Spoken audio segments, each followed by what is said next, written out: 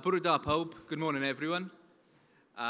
Thank you for coming to the conference in the first place. As a former humanities teacher and sixth form tutor, I know with only around 25 teaching days left until the AS levels and the stresses on your time, how much pressure there is on you. So thank you for giving up your time to enable your students to experience this conference. And hopefully we've got a great day lined up for you in terms of CPD and sharing best practice amongst yourselves as well. My name's Greg Scannell. I'm the National Manager for Wales for the Brilliant Club, and it gives me great pleasure to welcome you to the day as a whole, and I will be your chaperone on the teacher programme. There is one change from your printed programme. We're here for the morning, we remain in the main hall, but after lunch, which will be upstairs in the main exhibitor room you've probably visited, we're in the Snowdon room, so that's the one change to be aware of, and I will announce that just before lunch again, so we'll be in the Snowdon room, which will be directed towards as well. Our first session is entitled Research and Advancing Access. So it gives me great pleasure to introduce Laura Bruce from the Sutton Trust. And in a slight change, it's not Luke Chapman, it's Rebecca Clark from Advancing Access, who will be taking us through their platform. Having been a 17-year-old who went on a Sutton Trust summer school as well, I can really attest to the fantastic opportunity it provides that Laura will tell you more about as well. So please welcome to the stage, Laura Bruce. Thank you very much, and good morning, everybody. Just to echo Greg's thanks for you attending today and for us being invited to come along. It's an absolute dream as a programmes manager at the Trust to be able to speak directly to teachers. So thank you for coming and allowing us this opportunity as well. So I'm just going to start by giving a bit of a background on myself, so you know where my experience is and the way that I'm kind of talking to you, where that thoughts are coming from. So I currently work at the Sutton Trust as a programmes manager. So I'm responsible for running our UK summer schools, our teacher engagement programmes, and also a programme called Sutton Scholars, which at the moment is limited to within the UK, as we're in a very much a pilot stage, but it's a programme that we're looking to grow. In a previous life, before I joined the Trust, I worked at the University of Nottingham in the widening participation team, so have a range of experience within the kind of widening participation elements and areas of work. So to give you a bit of information about the Trust, I'm just going to wait until our slides come back on. So the Trust, how many of you in here have heard of the Sutton Trust already, just so I know who I'm preaching to? Okay, so quite a few people have already heard of us. So we at the Trust are a charity that were founded in 1997. So we're in our 20th anniversary year this year. It was very much founded by an individual who saw a situation that he personally didn't feel comfortable with and wanted to put some money in towards supporting students who are like him. So you may have heard of Sir Peter Lampall.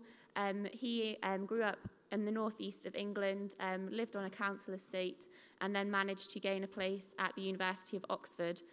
Following his graduation, he moved to the US, ran lots of different businesses, made lots of money, came back to the UK, visited his college again, and noticed that he felt that the situation had regressed since when he was at university. There were less students in his Oxford College who had attended a state school. There was nobody from Wales at that point, and a lot of the financial bursaries and scholarships had reduced. So he made it his personal lifetime mission to try and address this, and that's when the Trust was founded 20 years ago. We like to think of ourselves as a do tank, so we have a couple of different branches to the work that we do. We research and we publish research in newspapers and on our website, so you may read about the Sutton Trust in newspapers and publications that come out. We also have a policy side, so we sit on different parliamentary groups to try and influence some policy to support social mobility, and we also run programmes, so this is where we become a do tank. We're not just talking about what's happening in education, but we try and run programmes as well to address the needs. So as you can see up here, since our inception 20 years ago, we've commissioned over 170 pieces of research. We funded over 200 programmes, whether that be our own programmes or seed funding charities like the Brilliant Club to get started. And we also influence the government on their policy agendas as well. So I'm just going to go through some facts and figures with you. So as Greg mentioned, this first session is entitled Researching and Advancing Access. And the Trust has produced lots of reports and done a lot of research into the barriers that exist in education, which I think are just really useful to give some context as to why we think this work is important. So some of the research we found then in the last few years, in one academic year alone, 5 elite schools sent as many applications to Oxbridge as the 1,800 secondary state schools across the UK. So you can see a massive difference there. And the conclusion that we take from that is students applying to those top universities, and that depends on which school you go to. Schools are more used to writing applications and supporting students through their process. And so if you have an Oxbridge candidate within your school, if that's the only person that you've had in the last few years, they're not getting as much support as they are from a school where they're used to sending hundreds of applications every year. 1 in 3 professional parents with children aged 5 to 16 have moved to an area which they thought had good schools. So even within the state school sector, the more money that your parents have and their ability to move within a catchment area allows students to gain a better education within the state school sector. So the more money your parents earn, the more likely you are to get a better education. A young person from the 5th richest neighbourhoods is 10 times more likely to gain a place at a Russell Group university than a student from the poorest 5th. So where you're born, which a young person has no control over, your location, your neighbourhood, and that's affecting as well your ability or your opportunity to progress to higher education. And finally, we're going to go into this point in a bit more detail in a second, but 36% of bright but disadvantaged boys are seriously underachieving at the age of 16 compared to 16% of their more advantaged peers. So young people who have the ability and they have the potential to achieve their grades, they're not meeting that potential, and you're less likely to meet that potential if you come from a disadvantaged background. So some really quite strong figures there in terms of access to education and access to the universities. More recently, in the past kind of 5 to 6 years, the Trust has also started doing some research into professions. So not just looking at where students go for university, but what happens afterwards and what types of jobs do they go into. And again, here are just some facts and figures that we found from that research. So only 7% of the UK population attend a private school, so a fee-paying school. But then if you look at the careers and how they're represented, in terms of our judges, 74% of judges within the UK come from a privately educated background. Even going as far down as films and Oscar winners, 67% of British Oscar winners have attended a fee-paying school. And then if you look at the column on the right, this is looking specifically at Oxbridge. So less than 1% of the UK population has graduated from Oxbridge. Yet 78% of them are our barristers. So you can see this cycle not only being present within accessing education and that first university barrier, but then once students have surpassed that, there's still this barrier that remains within the kind of professions. So these slides come from a session that we were running yesterday afternoon, which unfortunately we're not able to attend. So I just wanted to make sure that you had the same information as the teachers yesterday. So these focus more on supporting the most able students within schools and some additional research that we've done into that. So as I mentioned earlier, we have published over 170 pieces of research, which are all available on the Sutton Trust website. But I've just tried to highlight here some of the ones that are most relevant to supporting highly able students. So if you are interested in doing a bit of extra reading around that, these are 4 of kind of the top most recommended reads. The first one we're going to talk about in a bit more detail is Global Gaps. So this is our most recent publication, which was published in 2017. Global Gaps looks at the PISA scores, so students across the PISA network all take the exact same test, which is scored out of 1,000. PISA take the top 10% of achievers within every country, and they map country versus country to see where the different countries are, how they're performing against each other. And then the second thing that they do is also look at the disadvantage within that country. So within that top 10% of achievers, they look at the top quarter of most advantaged, so looking at income, schools that they attend, free school meals. and they look at the bottom quartile of the most disadvantaged, and they look at the difference of achievement between those two groups. I'm going to show you some figures on that in a second. As you can see, some pretty stark conclusions in terms of achievement within Wales, and they found that Wales is one of the countries where academically able pupils develop lower maths and reading skills, and also there's been a decline in science attainment as well over the past few years. So there's obviously a real opportunity and appetite here to be able to support Welsh students as much as possible.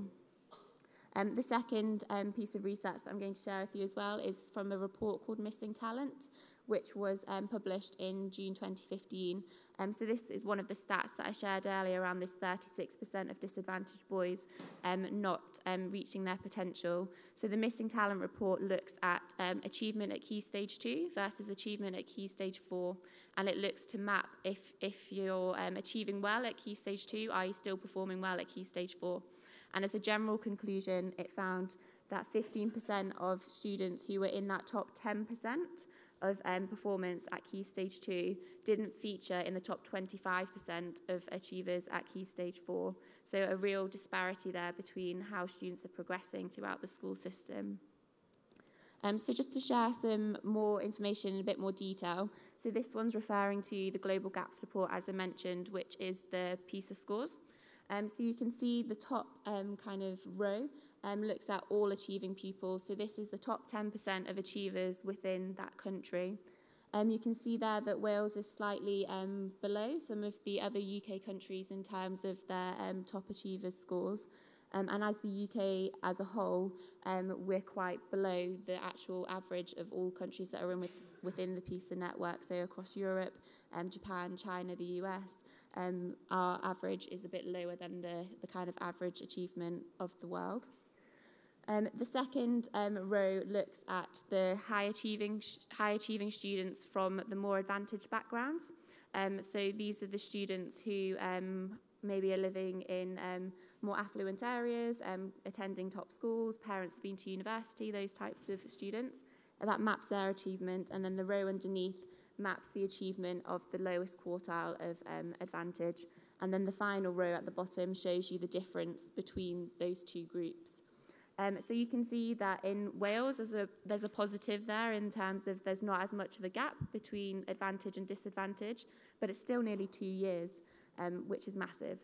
So what this kind of shows to the trust and our kind of take on this is that there's obviously an appetite to support our highly able students across the UK as a whole, particularly in Wales, and a particular focus on those students from more disadvantaged areas because they're falling behind by the time they get to age 15 and about to sit their GCSE results. And then so just the final piece of research to share with you. So this is the Missing Talent, where we look at Key Stage 2 results versus Key Stage 4. And as I mentioned at the start, 15% of those in total didn't go on to feature in the top 25%. But this graph here breaks it down based on disadvantage. So you can see that boys who are not on free school meals, so we've used the index of free school meals in the last 6 years, SM6, and you can see 16% of those didn't achieve their potential versus 36% of those who were more disadvantaged. And it's a similar picture for girls. So 9% of girls not on free school meals didn't go on to achieve their potential compared to 24%. So again, this is just highlighting the need for networks such as this, for programs that the Trust run, for the support that Rebecca's going to talk you through afterwards, but just some kind of information to give you some context for kind of why we're here today and why it's important. Okay, and then so just to move on to a bit about our programs. So as I mentioned, we are a do tank. We like to run programs to try and address some of these issues. We run programs all the way from early years, so from toddlers age 2, all the way through to supporting undergraduate students once they've started university. The area of programs that I'd like to highlight to you today is the university access, because they are the most relevant to you within this room and the most relevant to your students. So you'll have heard Chloe this morning talk about attending a Sutton Trust UK summer school at Cambridge. Morgan has attended the US programme. As Greg mentioned, he attended a Sutton Trust summer school, and it's brilliant for us to just hear these stories of people that have taken part in the programmes, and we hope this will be an additional opportunity for any students that you're working with to come on as well. So to give you a bit more information about the programmes. So our criteria at Sutton Trust, we're looking to work with the highly able students who potentially have additional barriers to them attending a Russell Group university. So our qualifying criteria, any student can apply to our summer school as long as they've achieved 5 A star to A at GCSE and they are and have always attended a UK state-maintained school or college. So they can't have attended a private school. The only waiver we have on that criteria is if a young person has or is living in care and their place at a private school was funded through the local authority. So you might be working with a student who's at state school now but previously had attended a fee-paying school paid for by the local authority. So anyone who meets that criteria can apply. And then we have what we call weighted criteria. So this is just looking at the additional barriers that students might face to accessing Russell Group and top universities.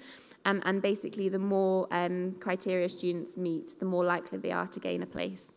So some of the criteria that we look at are from all different spectrums. So from the kind of this end of the spectrum, if they're living in care or they have caring responsibilities, that's a really big factor for us, and the student would more than likely gain a place just for being in that. The more usual circumstances that students apply with are first generation to attend higher education. So if their parents haven't been to university and they're first in family to go. If they're attending a low-performing school, so below the national average, and if they live in a disadvantaged neighbourhood, so if a neighbourhood that doesn't traditionally send a lot of young people to higher education, and then also, as I mentioned, if they're in care or are a carer. We would recommend that if you're putting students forward, it's likely that they need to meet at least one of these additional criteria to be able to gain a place, but it is still worth them applying. Just to kind of share with you what happens on the summer schools, I know Chloe and Morgan did mention this a bit earlier this morning, but students have the opportunity to study a subject that they choose. So this year we're working with 12 universities across the UK, and we're working with 3 universities in the US. Students can pick their subject that they want to study, anything from medicine to history, modern languages, a whole range, and we have over 50 choices this year. They study that subject for a week, attend taster lectures, seminars, to try and give them that experience of being within the university teaching environment. In the afternoons, they gain personal advice and support. So this will be looking at how to write personal statements, finance, group projects, debates, again, to try and up their skills in terms of the environment they would be in at university. And then there's also application support following the summer school. So again, personal statement writing and lots of different support systems such as mentoring, which they get involved with there. Just to kind of demonstrate our success. So these figures are from last year. So in 2016, we received over 10,000 applications for 2,000 places. This is why I do advise that students meet at least one additional criteria to apply, because they're just more likely to gain a place. It is quite competitive. You can see up there the stats from the students that we're reaching. There really is a demand for these kind of programs with students from backgrounds such as these. And you can see that in between 2007 and 2012, 60% of our students went on to study at a Russell Group university. It's something around 92% went on to study at a university, so really high in terms of their conversion to university in general. But 60% of them went on to a Russell Group and 5% attended Oxbridge. So it's working and students are getting that experience and exposure to Russell Group universities to gain that access.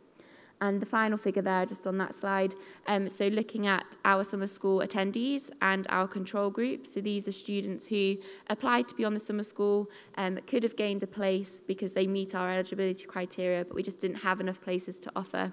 So those who are from very similar backgrounds, attended and didn't attend, there was a 15% uplift in students that attended a Russell Group university from those that didn't attend a summer school. So it really is making a big difference to those students that do attend. So our involvement with the Seren network. So we really do, as I mentioned at the start, believe this is such a powerful tool for you to be able to engage with Welsh students and for us to be able to gain that access. So again, just to echo the thanks for your time today to come and hear about the opportunities that are available to your students. At the Trust, we are looking to increase our footprint in Wales. So last year we had about 650 applicants out of those 10,000 from Welsh students. So it's good that people are applying, but we want to up that number. And last year we also had 123 students from Wales accepted onto the programme. Our mission at the Trust is to try and double that. So that's with your support of trying to identify the students who would be eligible to come. We are advertising all of our programmes through the Seren network, so you should hear from your Seren coordinator about UK summer schools, US, and our teacher summer schools, which I'll just talk about in a second.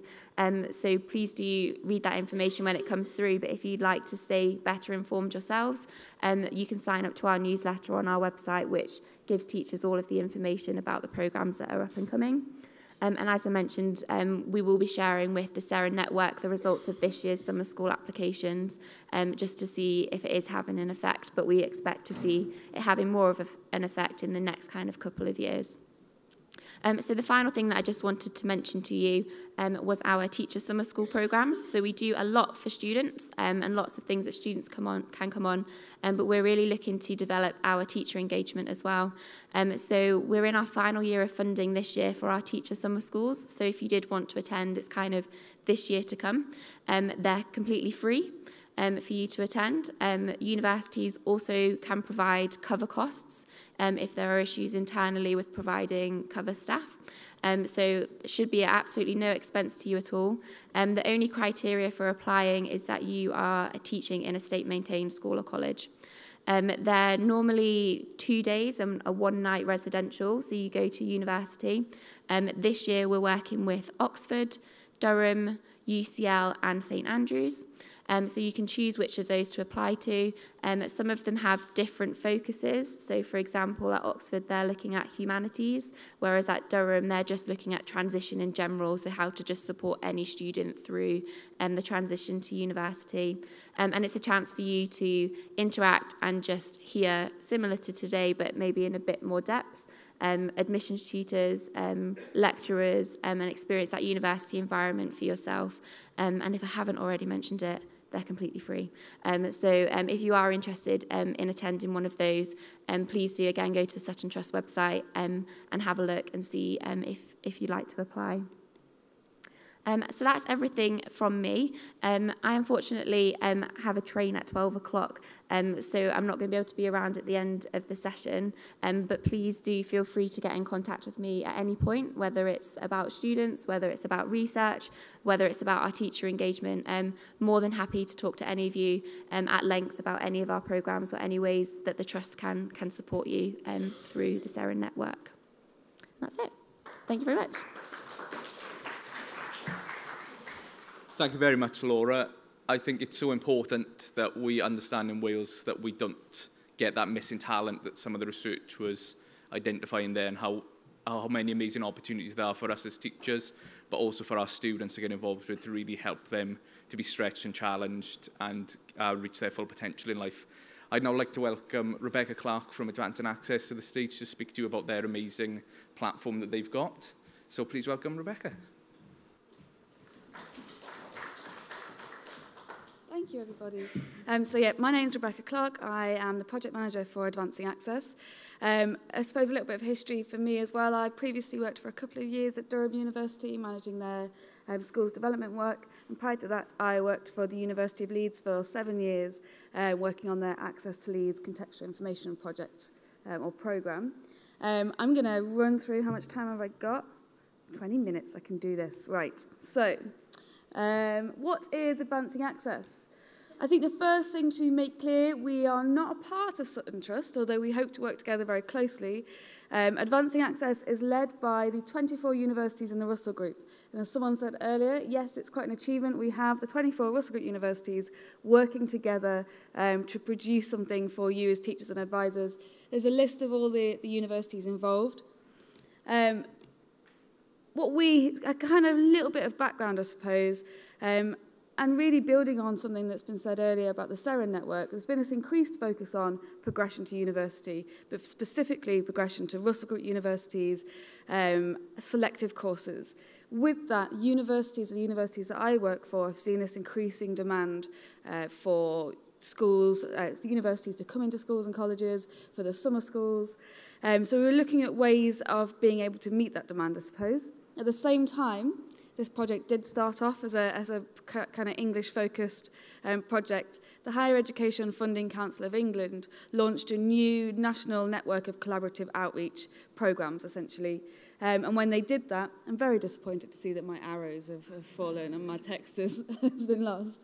When they did that, they funded Advancing Access as a proof of concept project. Essentially, they said, can you prove the concept that providing continuing professional development for teachers and advisors can have a positive impact on progression? What kind of impact will that have if that CPD is available online? So that was kind of the proof of concept. That was our mission.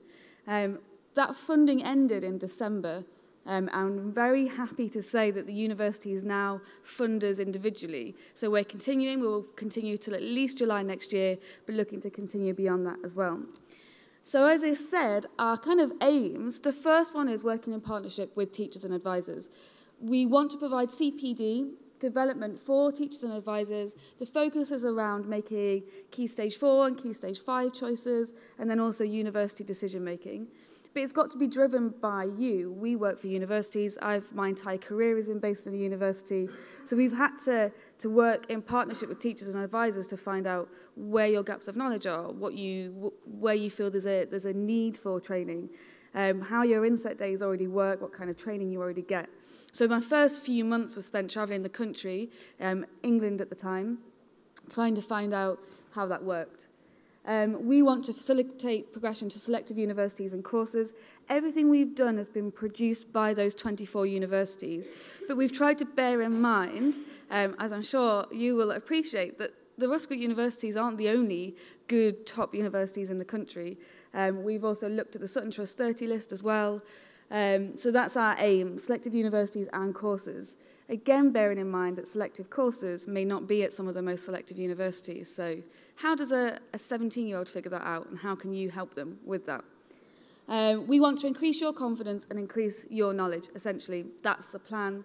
And the most important point, really building on something that Laura was saying about the summer schools, this is completely free to you, and it will always be completely free to you. There is no charge whatsoever to anything that we do. Our focus is online. So I've got this over to you stuff, but what I'm actually going to do is ask Laura and Greg to hand out some questionnaires. I'd really appreciate if you could take a moment to fill them in and pass them back to me if you can. The reason why I'm doing this is because with our new funding, we've expanded and we want to work in Wales. We'll be working through the Seren network. But I need to understand what the differences are. I need to make sure that what we're doing is relevant to those of you in the room. So please have a look. Some of the questions on there are about the CPD you already receive, where you feel you're really confident, where you feel you have gaps of knowledge. So if you can fill them in your bags, which the people on this side of the room have, but the people on that side of the room do not yet have, you will have an Advancing Access pen. So please feel free to use that pen to fill in your forms. And I think, just see how willing people are to share. Do you already receive training in this area? Is training around progression to university and how to support your learners? Is that something that's ever come up as a part of an inset day? I'm going to take the general looks of confusion, that meaning not really, no. Show of hands if you think that would be a valuable thing, which is a leading question since I'm here to provide that. So everyone hands up. So I'm going to move quickly on because we've really got not much time, but I will be here for the rest of the day and I'd love to hear more about how this might work for you. So everything's available online. This is our website. The web address is on the leaflet. There's more leaflets on the stand as well, so if you want to take some more back for your colleagues, please come and grab some. There are 2 ways that we're trying to provide this CPD, via a bunch of resources and some online events. So starting with the resources, we will have 4 strands up online in April. There's currently 1 online at the moment, but the other 3 will be up on the 23rd of April. The one online at the moment covers choosing a university of course. How does a student figure out what's important to them? Chloe mentioned earlier, it's all about, what's important to you. How do you figure out, how do you make that decision-making criteria? And then what source of information might you use to figure out which is the best university for the course you're looking at? So that's strand 1, choosing a university and course. Strand 2, 3 and 4 cover applying to universities. So that's personal statements, reference writing, interviews and tests. And there's a lot of practical advice in there about preparing students for the interviews and the tests, writing personal statements. Then we have understanding university admissions. So somehow managed to get 24 universities to kind of give us some information about how their admissions processes work. We've brought that together into one resource. We're looking at things like contextual information. What is that? How do they use it? How important is it? How do they use a personal statement? How important is that in their admissions processes? And then finally, making choices for post-16 study. So how do universities consider the various different qualifications? We've got some stuff in there as well about the Welsh Baccalaureate Core. What kind of decisions do you need to be making at Key Stage 5 in order to go on to university programs? What are the key things students need to consider if they know what they want to do or if they want to keep their options open? So they're the kind of 4 strands we have at the moment. We are building some more strands. So one of the questions on there is, does that cover everything you need? Is there another piece of information that you want that would not be covered by those strands? We need your ideas. Those 4 strands came from requests from the 60 teachers I spoke to as part of our consultation. But now's the time to let us know what else you would like so we can start building something new. Those strands include a presentation for you to use as part of your peer-to-peer training, maybe during an inset day. Some information sheets. I'll start first with the guidebook. The guidebook is a kind of go-to. Every piece of information relevant to that strand is in that guidebook. Then there are 4 information sheets that pick out the key pieces of information from that guidebook. And then some staff reflection sheets so you can think about what you've learned, how you might use that information. Then from that consultation, I discovered that teachers, every single teacher I ever speak to says we do not have much time, which is why it's online for you to digest whenever you do get a little bit of time to use it. The second was we just need something to use in the classroom straight away that I can just use the next day. As soon as I've looked at it, I can use it. So there are some resources for you to use in the classroom with learners, and there are also some video case studies. They're all available online. You just click the link. We will ask you to provide your email address, your school, and your role. This is for our evaluation and monitoring. We need to figure out who's using the resources. Are they the right people? Are we reaching the right schools? Other than that, completely free, just to say that again, and will always be free. This is a snapshot from our guidebook. This is a Preparing for University guidebook. So as I said, some stuff there about preparing for interview, references, personal statements. And these are the information sheets. So the one on the right is about the frequently used tests, where are they used. It's just an overview, a summary, which universities are using which tests, essentially. And the one on the left is about developing skills and knowledge. So we've talked about that going beyond the curriculum, and there's some ideas there of what your students might be able to use to do that. And we do also have some video case studies. So I've talked so fast that we have time to show one of our video case studies. You can use these in the classroom. We've got one for every university. We do have a Cardiff University student. She's from Wales. She's a dentist, and that will be up in September. We will have about 20 video case studies online by April. There are 10 online at the moment, and they'll keep on coming. It's a huge job to develop them. But this, if it works... My name is Josh. I am a Stage 2 computer scientist at Newcastle University, and I am 19 years old. When we came to choose our options, I didn't really know what to do. So I was informed that I should just choose the options that I enjoyed, that made sense to me. In school, the teachers there were quite big role models for me because they were always very proactive in trying to help students get from one stage to the next. So I did that going forward. I wasn't thinking about my future. I was just thinking about what classes do I enjoy right now, what teachers do I like, and who will I get in those. So I chose product design and history and English to sort of take forward and develop, and art and things like that, because I quite enjoyed them at the time, not really thinking about whether or not they would impact anything down the line. But slowly, as I looked, I realised that to end up in the kinds of places that I would want to go, I would need certain qualifications that I knew I didn't have or wasn't developing. And that was quite scary because I knew that I'd have to pitch myself from a background of somebody who had no maths experience necessarily past GCSE. I remember the sort of hardest part of applying to university was the pre-application process.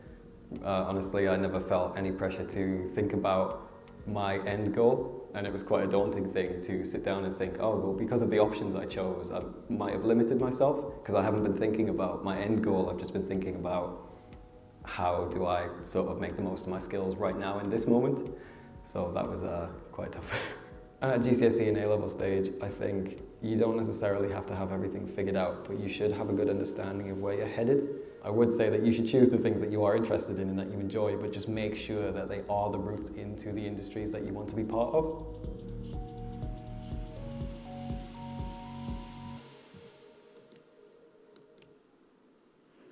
So there are, we've got at the moment, so that's Newcastle, Josh. He wanted to do computer science and didn't do any maths at A-level, so that caused huge problems for him when it came to looking for a course he could do at university. He's really into, he's been building his own websites and gaming is really interested in game design, but didn't have many universities he could apply to for that. We've got a couple of case studies from Josh. We have Oren from Oxbridge. We've got a couple from King's University, Oxford, not Oxbridge, sorry, for there are no. So we've got about 10 online at the moment. So they're all on the website. We'll have all 4 strands up in April, but there's one there already for you to have a look at and download. All free of charge. You can also search for any on-campus events that are happening that our university partners deliver. Something like this, but on university campus. So you can look for those as well, and we'll be advertising the Sutton Trust summer schools at teacher summer schools. So it's all a teacher focus, or teacher and advisor focused. The final thing is about becoming an Advancing Access partner. So, as I said before, we need your examples. We need to know how you use our resources. We need to know what more you would like from us. We also would like to know how your CPD works at the moment. Do you have some really good examples that other schools and colleges could learn from? And how do you support your students? Do you have examples there that others might be able to learn from? It's not something I can provide on my own, really. So we want that partnership with you. So if you're at all interested in becoming an Advancing Access partner, there are lots of different ways that you could do it. You could write a blog, which I could provide you with a template and you just fill in the answers to the questions. Or you could film a webinar, which is very exciting and easy to do, I promise. Just let me know. Send me an email. My card is in the little bags as well. There's an email address on the leaflets, or come and see me at the stand. I'd be really keen to get as many examples, particularly from Wales, given all the stuff we've talked about so far. So that's the website. The other really exciting thing that we're doing is online events. So we're trying to find a way of bringing the sort of advice you've been getting today online, so you can digest that from the comfort of your home or from the office without you having to leave school, find ways of covering classes and that kind of thing. So we started, this is kind of an example of it basically, we get all 24 universities together in one place online. They have a stand, there are university representatives on those stands. This is an example of what their stand looks like. You can download loads of resources from them. There's someone there for you to ask questions of as well. It's all kind of text-based, so you don't need a microphone. You just need a laptop, a phone, a tablet. All of this works on them. You do not need to download any kind of software. You just access it through an internet browser. You have to register. We give you a username and password, and then that's it. You're in. We have a staff room as well, so you can share ideas and have a bit of a debate. The last event, our first ever event, was in November. I can't believe it actually worked. Technology worked for once, which is fantastic. And they were debating about things like the use of contextual admissions and BTECs. It's the kind of place that you can come in and for this one, we had 4 heads of widening participation there, and they all kind of offered their take on the matter. This time, I tell you, I don't know what's happened with my text and the pictures, but they're all being overlaid by the photos. So the next one is in May the 24th, the Wednesday of that week. I think it's the 24th. It will be between 4 p.m. and 7 p.m. But you do not have to be there for the whole time. You can come in whenever you're free, stay for as long as you've got. So that means you might do it from work, you might go home, pick the kids up, and then come in. Really entirely up to you. We'll be there for the whole time. these are the webinars that we'll have. So the webinars are delivered by 2 university representatives at least that provide their take on that topic from their university. So personal statements, reference writing, applying to Oxbridge, medicine, interviews and admissions tests. Those webinars are run 4 times through the night. That's why you can kind of dip in and out as you have time to do. And you can also ask questions in those webinars as well. Again, it's text, so you just type your questions and they will answer them and they'll be there through the night. This is an example of a webinar. And what we ask the universities to do on their stands, they should each have a resource about what they look for in a personal statement, what they look for in a reference, what they look for their applications to medicine, tests. So even if they're not delivering the webinar, the information is on their stand for you to download should you need it. So that's it, 24 universities, one place, completely free. So strand 1 is available now, as I've said. The other 3 strands go up in April, and the event takes place in May. Don't know what's happened to that slide either. All my texts are different sizes. And I think we've got 3 minutes. I suppose from that, I would just like to know, what do you think? Yeah? Do you think it would be something that you would actually be able to use, download? Does anyone think they'd be able to deliver it as a part of an inset day? Would you ever get the time, be given half an hour during an inset day to show a group of peers? Okay, some enthusiasm, some not sure. I would really like to hear more, so over lunch, I'll be upstairs. Come and speak to me whilst I eat sandwiches. And it'd be really great to hear more of your views. And there are details. We're on Twitter as well, so please follow us. Thank you very much for your time.